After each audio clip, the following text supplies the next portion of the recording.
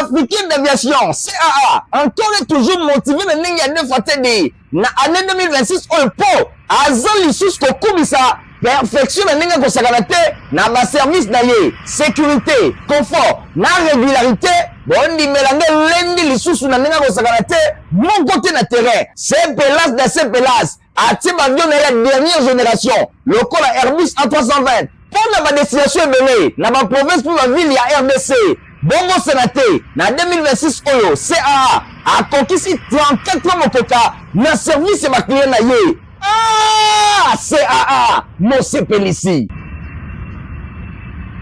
Boye bola muna bolandia journal ya pepe pona pepe info lingala mbote na bino nyonso tofungoli yango pona kotasa mino ndenge chef de l'état président Tshisekedi Tshilombo a président qui mardi 10 février cérémonie ya célébration ya 10e anniversaire ya école nationale d'administration nyonso elekana kikuna na centre culturel et artistique du pays d'Afrique centrale héritier mapinde mi apesi mino ba détails.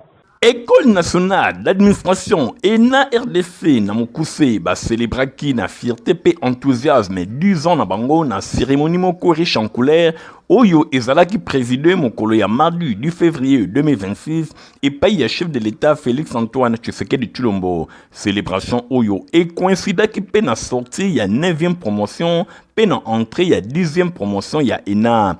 Ezalaki conçu pour répondre à l'exigence nyonso ya modernisation ya administration publique na République démocratique du Congo. 842 ENA Mobimba bango bazalaki ya kobima na école Oyo ezapona rôle stratégique pe na cœur ya l'État. Boye commémoration Oyo ezali acte politique moko ya makasi ezali ko concrétiser moko ya engagement ya président de la République Félix Antoine Tshisekedi Tshilombo ko renforcer efficacité ya ba service public. Lokola l'État moko ya makasi et se décréta kate kasi yango etonga makaliboso na qualité ya ba ressources humaines na chaîne ya commandement clair na ba procédure moko simple na culture ya résultat pe na éthique moko ya makasi ndenge chef de l'État Félix Antoine Tshisekedi Tshilombo a souligné ki na discours ya circonstance na ye pe a souhaité ki na bana nyonso ya ENA bango nyonso baye bana kosala mosala ndenge ya makasi pour na réforme pe na ba entité territoriale décentralisée ba jouer rôle na bango na mokolo pour na accès à ba citoyens na ba service public ya malonga. Na pela kumati ubo retenir que premier ministre Judith Suminwa accordaki mardi 10 février audience moko na bureau naye et pas ya ministre de poste et télécommunications pe ba responsable ya ba société ya téléphone mobile awa na République démocratique du Congo Nathalie Kaila atesini mazin. Premier ministre chef ya gouvernement Judith Suminwa Tuluka accordaki mardi 10 février 2026 audience na cabinet na ya Mosala et pas ya ministre ya poste pe télécommunication José Mpanda Kabangu azalaki accompagné na président ya autorité ya régulation ya ba poste pe télécommunication RPTC pe ba responsable ya ba principale société ya téléphonie mobile oyo basalaka na République démocratique du Congo lokola Airtel Orange pe Vodacom na masolo na bango la mingi question moko sensible ya utilisation illégale ya ba fréquence ya République démocratique du Congo et pas ya société MTN Rwanda. Ministre ya poste pe télécommunication a talissé caractère stratégique pe souverain ya dossier Oyo. Alobi bayamba maki et pas ya madame premier ministre na sujet ya question Oyo ya makasi occupation ya territoire na biso et pas ya société rwandaise MTN yango e bandi bongo ko exercer na mboka na biso na ko utiliser ka ba fréquence na biso kasi bazui autorisation te ndenge José Mpanda alobi a précisé que audience Oyo et salemaki na présence ya régulateur ya ba opérateur Oyo bazali concerné pour na ko éclairer gouvernement na ba aspect technique ya dossier et sengela kibayako et pas ya régulateur président ya RPTC pe lusus ba opérateur Oyo bazali concerné lokola Airtel Orange Vodacom pe bango ba présentaki question Oyo et pas ya madame premier ministre pour na ba orientation ya ndenge na ndenge. Selon ministre alobi chef ya gouvernement a instruire pour la prise en charge technique immédiate ya dossier Oyo et pas ya RPTC question oyo ezali technique communication technique yango ekolobama autour ya ba question oyo na ba instance politique oyo bango bakoya après kasi pona sikoyo premier ministre apesi ba instruction moko précise pour que ba technicien c'est-à-dire RPTC aye bana ko communiquer pe ko saisir ba instance internationale ndenge José Mpanda atalisi pona ko aborder ba kambwetali oyo balobeli mauvaise qualité ya ba service ya télécommunication mingi na Mongala ezalaki soulever pa ya population na séjour ya premier ministre na province oyo ministre a rassuré que engagement ya gouvernement a précisé ba instruction claire oyo epesamaki na premier ministre pona ko améliorer na lombango situation oyo na ba contrée oyo to na ba zone oyo ezali desservi na ndenge ya malonga te ba problème ya qualité ya ba service ya télécommunication et lobamaki na ba réunion ebele elongo na régulateur ya ba opérateur ba solution ezali en cours pour la connectivité il y a 145 territoires per réduction il y a facture numérique oyo ezali bongo en cours audience oyo et permetaki bango pe balobela application ba disposition légale oyo ezali ko imposer 5% ya part ya ba société ya télécommunication et bana kozala détenu et pa ya mboka na biso na tina wana ministre ya poste pe télécommunication atalisi ke premier ministre a pesi orientation pour la mise en œuvre effective ya mesure oyo na ndenge d'instruction ya chef de l'état Félix Antoine Tshisekedi Tshilombo et pesamaki a rassuré que ba travail technique ya administratif nécessaire yango ezali déjà engagé pour la volonté ya gouvernement pour renforcer souveraineté économique nationale dans secteur stratégique de la télécommunication audience oyo ezali pleinement na mise en œuvre ya programme d'action ya gouvernement PAG 2024-2028 oyo ezali ko placer souveraineté nationale transformation numérique et protection ya territoire y compris dimension technologique na katikati ya priorité ya gouvernement na ko pesa ka instruction claire pour la gestion ba fréquence rôle ya régulateur ezali bongo pour la saisine ya instance compétente premier ministre a traduire concrètement axe ya PAG oyo ezali kolobela renforcement ya autorité ya l'état sécurisation ya ba secteur stratégique pe ya télécommunication. Comité de suivi, il y a prix, il y a produits pétroliers, qui mardi 10 février 2026, na Kinshasa, na invitation, il y a vice-premier ministre, il y a économie nationale, Daniel Mupoko Samba, na présidence, il y a secrétaire général, il y a économie, monsieur Abolia, Tabo, Mapolo, Bolandawata, et le monde a hérité, Mapine, Mpe Fabrice Lundomi. Secteur pétrolier ya République démocratique du Congo ezali ko enregistrer signal moko ya makasi pour un redressement financier.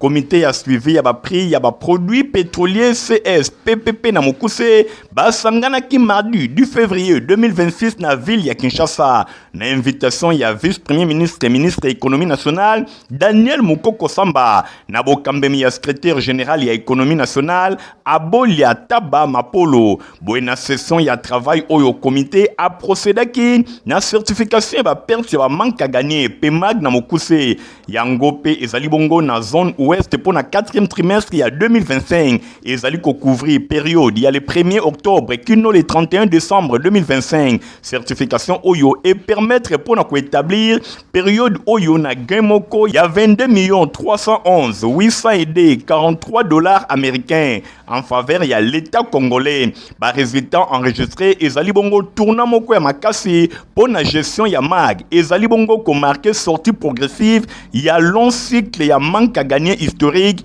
oyo ezalaki observé dans le secteur pétrolier au profit ya dynamique désormais ya génératrice ya gain certification oyo ezali ko talisa valeur symbolique moko ya makasi pe ezali ko traduire efficacement ba réforme engagée pour la consolidation ya cadre ya gouvernance fondée na ba données certifiées pe partagées ba gain oyo certifié pour la 4e trimestre 2025 ezali ko talisa mingi évolution favorable ya ba paramètres ebele oyo ezali ko kota na makambo etali ba prix mingi penza na moyen ya ba frontière commerciale pe ba volume certifié na ministère ya hydrocarbures pe ya ba taux d'échange officiel oyo ezali publié na banque centrale na suka ya misala vice-premier ministre et ministre ya économie nationale a félicité ba résultat oyo ezwami a souligné que secteur pétrolier ezali ko évoluer désormais na mode moko ya gestion plus autonome depuis plus de 2 ans et longo na accompagnement ya système bancaire sans recours na financement ya trésor public. Boye a rappelé que volonté ya gouvernement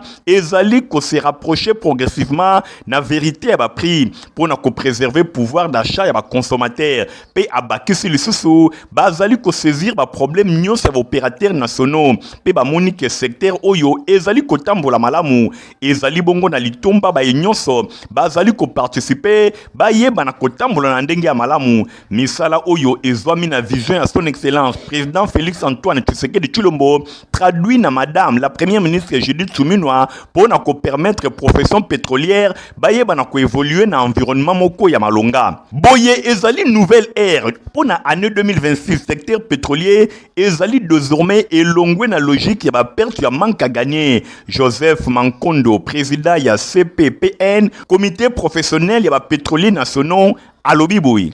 En principe, 2026 ne doit plus faire objet de pertes et manques à gagner. Dans ce sens que l'allure que nous avons déjà prise depuis que nous avons commencé avec T4, avec la nouvelle structure du mois de novembre, on ne peut plus parler de pertes et manques à gagner.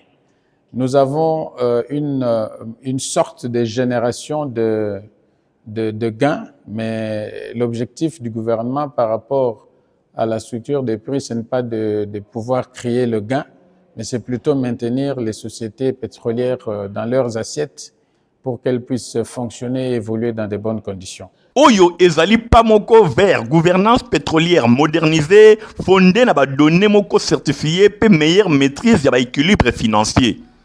Na bato mosusu otengeli koyeba ke assemblée générale ya OGFREM esalemaki mercredi 11 février bapoint inscrit na ordre du jour ezalaki bongo communication ya président ya conseil administration ya OGFREM honorable Amisi Makutano pe communication sur arrêté ministériel pe correspondance ya ba partenaire bolanda bate elongona Nathalie Kaila pe Igantingi.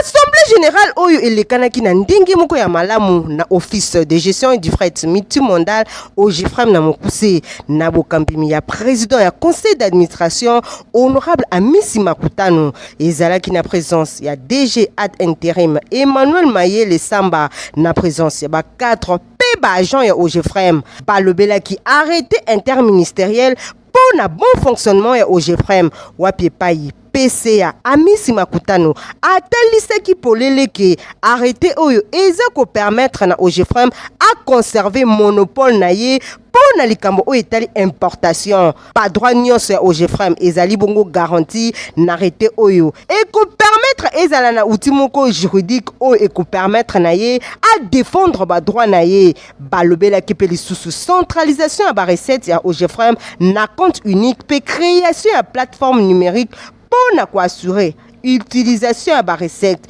na ndenge moko ya malamu babosa na kite kolobela mise en place ya logiciel ya gestion PADES oyo eza contrat moko ezalaka signé depuis 2024 PCA Amisi Makutano abakisaki na kolobaki esengeli dialogue ezala permanent entre ba dirigeants na ba diriger na kolongola ba zone d'ombre na makambo ebele balobelaki pe lisusu likambo etali correspondance ya délégation syndicale ya OGFREM oyo bajon basengi élection esalema pona kopona ba syndicaliste ya sika. Ce qui concerne l'arrêté interministériel, parce qu'il y a eu beaucoup de mensonges autour de ça, qui voulait dire qu'on veut brader les ressources de l'OGFREM, mais il y a cette mémise du VPM à travers son fils et le reste.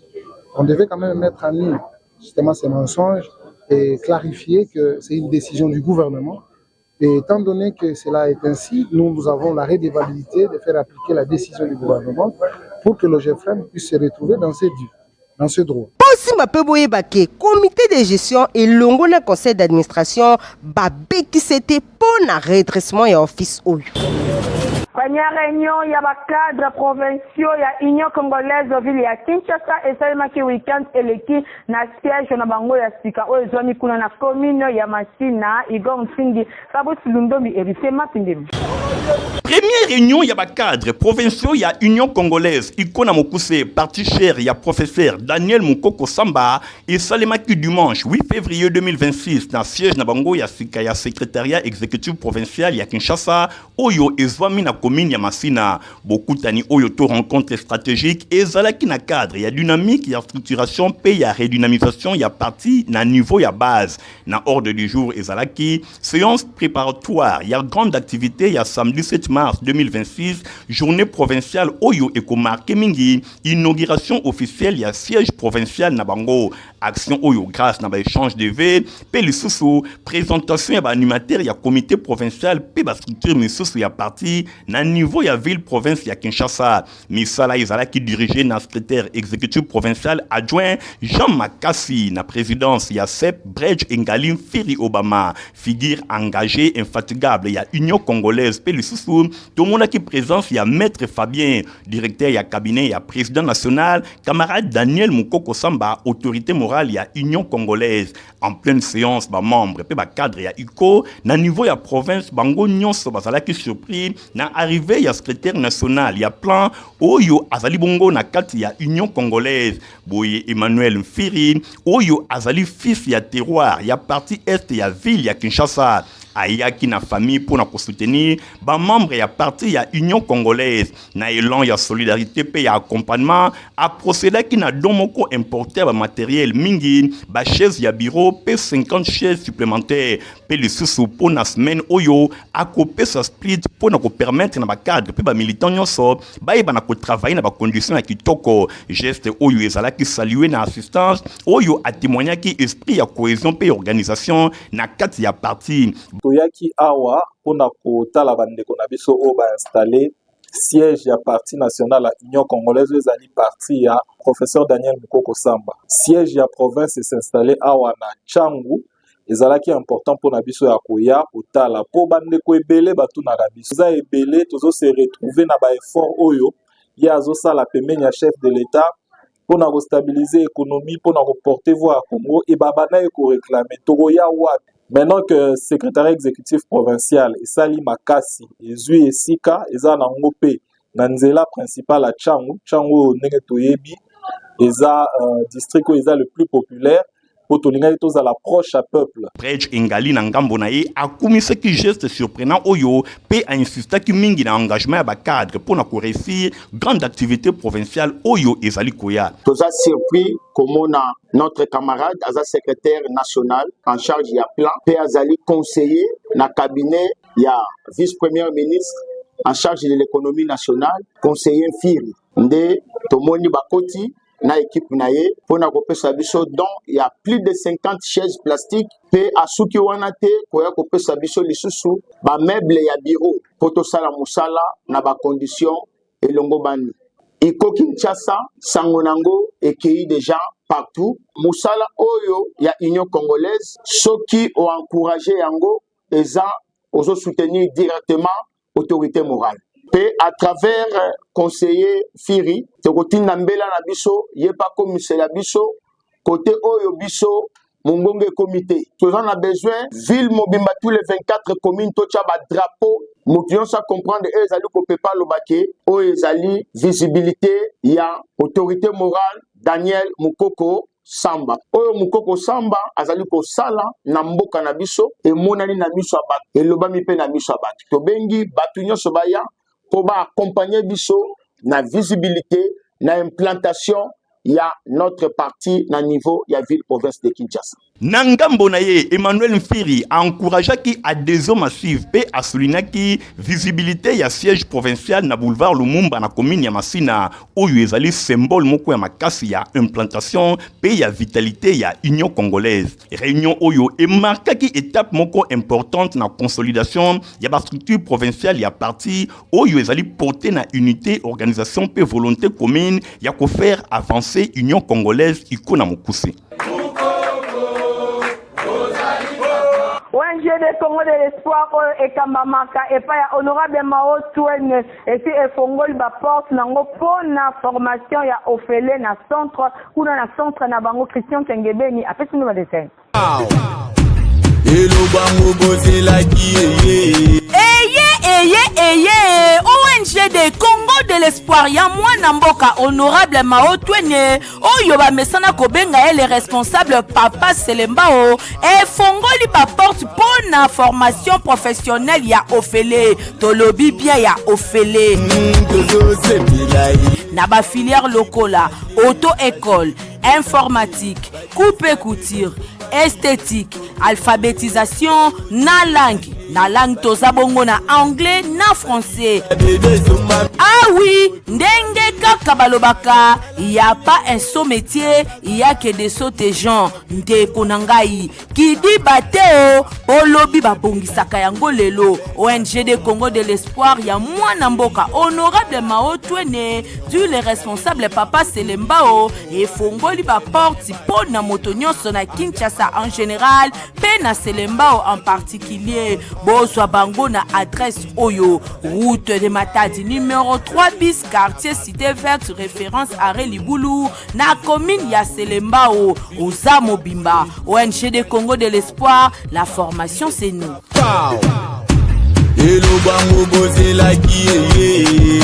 Voilà pour permettre na ba client na eba voyager na ba condition moko ya kitoko compagnie africaine d'aviation CAA Acheli Bango ba Airbus A320 pour la balité longo na Michael Bostoto.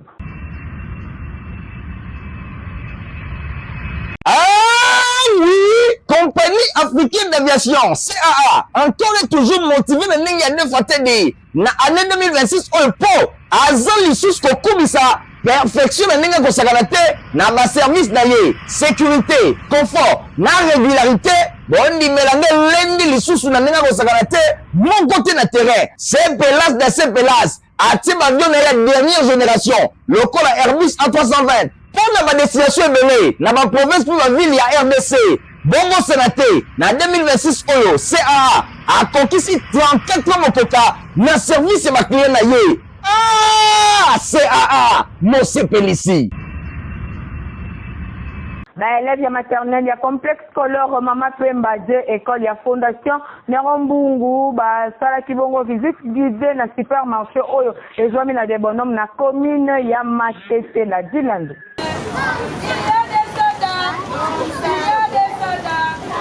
Ba élève ya complexe scolaire Mama Pemba D, école ya fondation Nerombungu, ba sala ki visite guidée na supermarché oyo ezwami na quartier de bonhomme na commune ya Matete. Ba élève ya maternelle ba sala ki accompagné na ba encadreur na bango, ba ya ki kotelisa bango biloko nyonso bazali kotangisa bango, biloko ya kolia pe biloko ya ndenge na ndenge oyo ezali kotekama na supermarché. Ba élève ba sala ki na esengo makasi, ba na maternelle ba sepeli pe ba répondaki na mituna nyonso ba encadreur bazali kotuna bango par rapport ya oyo nyonso batangaki. Visiter les gâteaux, ramasser, on a vu les boudins d'oyer. Visiter les boudins, les gâteaux, les dolés, les crayons. Visiter les boudins et les gâteaux, les crèmes, les biscuits, les jouets, les sacs avec les dolés. Bosimba peboye baki ba réponse oyo ba élève ya maternelle ya complexe scolaire Mama Pemba ba pesaki par rapport ya mituna ba encadrer ba tunaki bango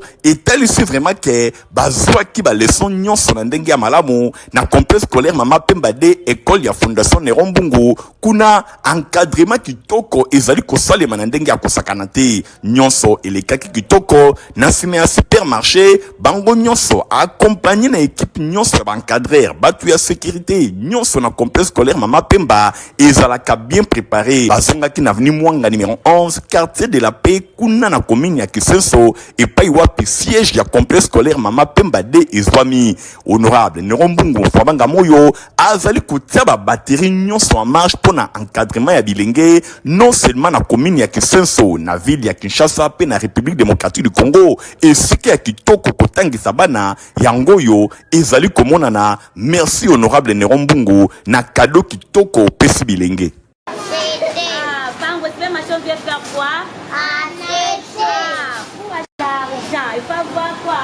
L'argent. Et quoi encore? La religion au Sénégal que plaidons ensemble pour l'homme de Dieu. na bokambemi ya couple Chama babengi ici ba amoureux ya intercession samedi 14 février à partir ya 8h pour na ko célébrer na bango elongo 10 ans ya existence ya PEHD Francis Kantalukoka. Ministère plaidant ensemble pour l'homme de Dieu PHD Namokuse et Lengeli Milulu Monene pona kofungola année 2026 samedi 14 février de 8h à 14h. Culte d'action de grâce pour Nabasali ya Nzambe ya Mokili Mobimba. Pe 10 ans d'existence ya ministère. Bongo Batei, Ezali Bongo, le patriarche Jean Kalama Bintou. Même pour toi, mais pour Nayo, ceux qui te réclament là, malgré les contrats que vos parents ont pris, ça ne tiendra pas. Bishop Anakle Lutina. Nous ne mourrons pas parce que les hommes veulent nous tuer, mais nous vivons parce que Dieu nous fait vivre. Peba Otiami Lulu Ezali Bongo, le couple Osbi Pe Maria Shamaka Yoatumba. Yokatem, Aksanti. Tope Melesi. Boya toloba aksanti, boya toloba Melesi, pona nyonso Nzambe asala ki pona basali na ye na 2025, pe pona oyo akosala lisusu na 2026. Tolobi bien, samedi 14 février de 8h à 14h, salle panafricaine. Salle panafricaine, ezali na 12e rue numéro 48, quartier Cité Verte, arrêt Boulangerie, référence école Pierre Bouvet, commune ya Selembao. To bengisi basali na Nzambe nyonso, pe bana na Nzambe nyonso ya ville ya Kinshasa. Yesu Kristu azali lolenge moko lelo lobi pe libela na libela. Boye ibolamu. Protiva pesa potopoto kitoko kaka ndenge na misana koloba toza mukolo kokino pe komelango sans problème. Protiva encore et toujours. Oyo mama bituna tuna aye bakateti lero apesa mwana ye bire. Ebe na santé kitoko boyo. Olesaka ye nini? Aliaka Protiva. Soka ba mama nyonso batimbe ya Protiva potopoto kitoko pona ba bébé pro. Mama ye, soma ye. Mwana na ngai depuis abanda kolia. Akoli boy. Aliaka kaka Protiva. Protiva. Protéine, vitamine, énergie. Azama yele na classe abela kabela kati alimbaka kati. Ba maman, félicitations à vos connaissances. Protiva, facile à digérer et nourrissant. Ezana, protéines, vitamines et énergie. Hey, bébé nayo kitoko ninyo esakai. Ba ba ingakango, santé kitoko nzoto makasi. Matemi disa, mama letsa mwana. Sukana mbimbi. Oye sukana mbimbi. Protiva. Na sobo simba ke Académie Showgirls équipe ya 2e division ya attente urbaine ya football Kinshasa Malebo ba s'entraîner ki na terrain libanais kuna na commune ya Ngalema toujours pour na kosala kozala prêt na ba match ezali koya Merlin Masamba hérité mapingeni. Dans la pesa na luki espace. Ndenge kaka bazali kokoba pona kobongisa saison na bango enfin ke ba rencontre nyonso etikali eyeba na koleka na ndenge ya malamu. Académie Showgirls bazali kokoba kobongisama na ba entraînement ya ndenge na ndenge oyo ezali kosalema ya suka esalemaki na terrain libanais na commune ya Ngalema epai wapi babetaki bango na bango ndenge balobaka na jargon ba sportif de camp match esukaki na 3-2 boye forme ezali komata se komata ndenge ba responsable technique pe balobi na micro ya Info Lingala journal ya peuple pona peuple. Omone loko to sala eza détection. Donc toujours découvrir ba joueur oyo ba ko longola biso soni na mboka oyo. Vous comprenez? Yango na iloko toujours sala. Déjà na ngote ko publicité pour la batuboté. Nous on fait la détection. Depuis on a tout déniché ba talent oyo qui va porter biso un jour en équipe nationale. C'est tout dans le cadre de continuité à l'activité de Sala. Donc, détection entre Bissona, Baninga et Showcase. Donc, l'idée, c'est de voir de plus en plus de joueurs dans Bisso. Tout le monde a un niveau, a différents terrains, différents environnements. On toye banani oyo toko bongisa pona bakinde libanda. Wana nyonso ezali kotalisa motivation oyo Académie Showgirls azali na yango pona ko préparer bilenge kati na équipe oyo enfin ke ba na ko atteindre niveau moko ya likolo oyo ekosunga pe football ya mboka na biso République démocratique du Congo. tokomi sikoyo na tango bolandaka bongo prévision météorologique kasi Metelsat atindeli biso prévision climatique saisonnière mpona bamois ya février mars pe avril bolandaka lite.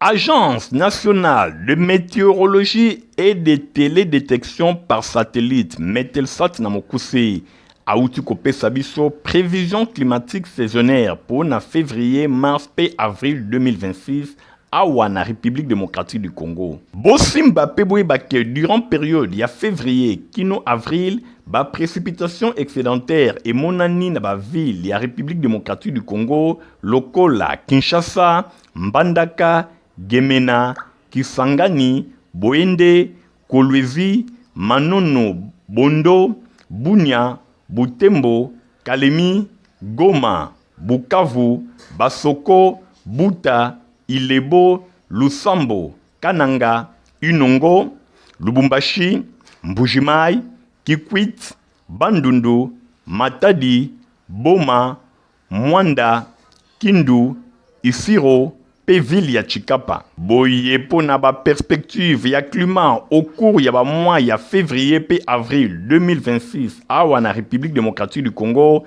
ezali kotalisa ke ba précipitation excédentaire yango et monisami na République démocratique du Congo mobimba. Boye natina wana probabilité et monani ya ko enregistrer ba précipitation ya makasi oyo ekoki komema ba inondation pe ba glissement ya terrain. Natina wana Metelsat ya République démocratique du Congo a pesi message oyo pour na ko avertir ba autorité pe population afin que ba disposition ya malonga eye bana kozwama.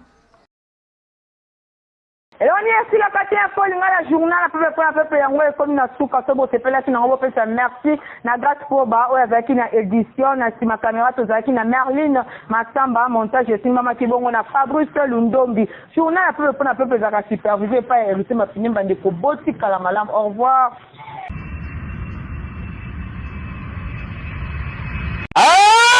Oui, compagnie africaine d'aviation, CAA, encore et toujours motivé de n'engager fatigué. Na année 2026, on peut, azali sous kokubisa, perfection de n'engager kosakanate, na ba service d'ailleurs, sécurité, confort, na régularité, bon di mélanger lundi les sous na n'engager kosakanate, mon côté na terrain, c'est pelas de ces pelas, atype avion de la dernière génération, le col Airbus A320. Pour la destination est dans la province pour la ville, il y a RDC.